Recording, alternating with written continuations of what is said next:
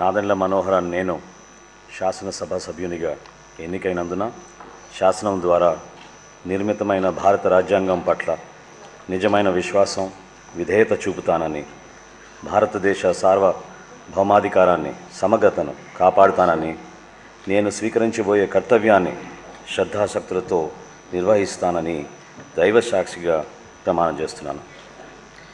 ఆంధ్రప్రదేశ్ శాసనసభ సభ్యుడినైన నాదెండ్ల మనోహరన్ నేను సభ నియమాలకు కట్టుబడి ఉంటానని, వాటిని అనుసరిస్తానని, సభ మర్యాదలను పాటిస్తానని, సంప్రదాయాలను గౌరవిస్తానని దైవ సాక్షిగా ప్రమాణం చేస్తున్నాను.